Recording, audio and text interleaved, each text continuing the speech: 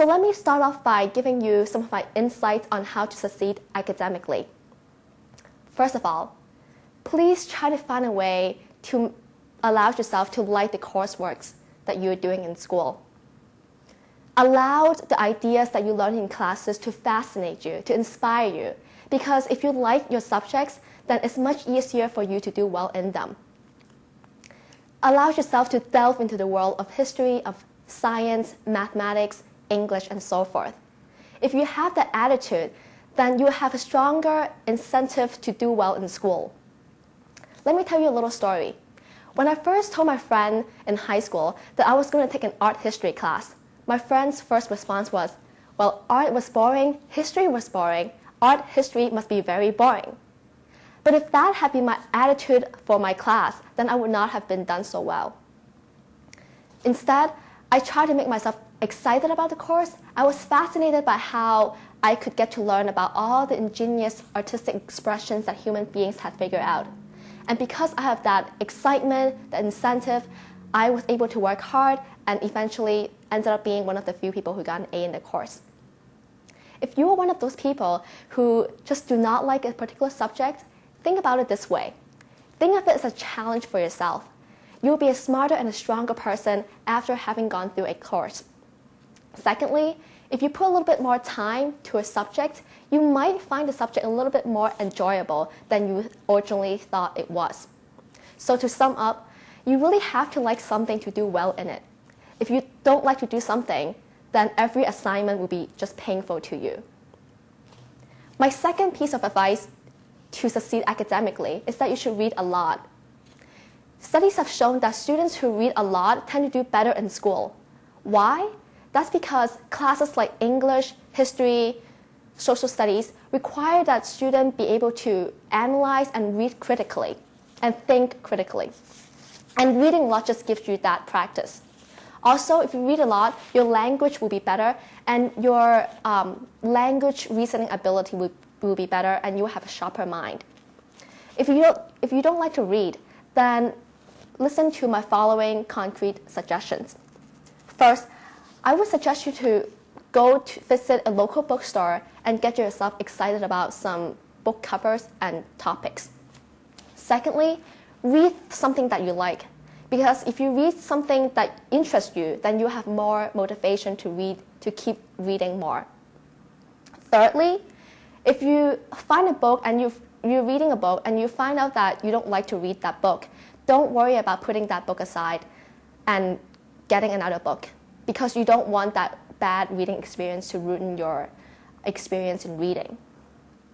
Fourthly, I really recommend you to start reading newspapers because the writing is concise and it's great. I personally recommend reading New York Times because it's free online and the quality of the writing is great. The website is simply nytimes.com. And lastly, one helpful technique to improve your reading is to summarize each reading passage after you've done it. Because if you summarize the passage, it forces you to understand the main ideas of the passage. And that's exactly what a lot of standardized reading tests test you. Now let me talk about the more practical matters, how I got into Harvard. In general, I think the key to compiling an outstanding application package is balance. What does that mean? Colleges want to see that you are a well-rounded person. So if you happen to be very good at math and science, you also want to explore the arts, sports, and debate. And I've heard of people who got a perfect score on the SATs but did not get into Harvard. Why? Because they did very little extracurricular activities. And if you get a very great recommendation letter from your science teacher, but none from your social studies teacher, that's not good either. So balance is very important. Let me talk about what I did in high school. In my freshman in high school, I wasn't really thinking about college yet. I spent most of my time and effort to do well in school. I took 3 honors classes, one in English, biology, and math. My biology class was very tough. I remember I had to study each chapter about 4 times for a test. And because I studied hard, I did well in the class. And doing well in my freshman year helped me to gain the confidence that I needed for my rest of my 3 years in high school. Also, taking honors classes gave me the skills necessary to do well in the later 3 years in my high school. But here are 2 things to keep in mind. First, don't overload yourself with too many difficult classes. If you take too many difficult classes, it's hard to do well. And secondly, for those of you who happen to not have done so well in freshman year, don't worry about that. Instead of regretting your bad grades, focus on how you can improve on your grades because that's what matters the most. Do not let your past have any bearings on your present. So in my sophomore year, I continued to take challenging courses. I took 4 honors classes, and my English class in particular was very challenging for me. My English teacher had very high expectation of our essay. I remember getting some C's on some of my assignments, but gradually I managed to understand what was expected of us. I was always attentive in class, and I tried to improve myself. For example, for essays, I would always brainstorm and free write a lot before I actually start to write the essay. And because I worked hard, I did well in the class. Besides from the academics, I also participated in a project called World Affairs Challenge. I did this for 3 years, in my sophomore, junior, and senior year. Basically, in the project, 10 students in my high school and I gathered together and worked on a research project.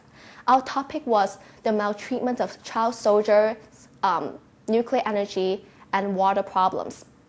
We got together and did intensive research on these topics and figured out some possible solutions to these problems. And the project lasted for 4 months, and I was the team captain for the project.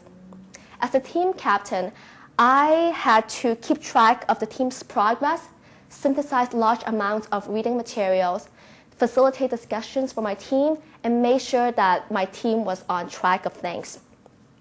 We worked very hard on the project, and we actually ended up getting some great awards, including the Best Presentation Award, the Best Research Award, and etc.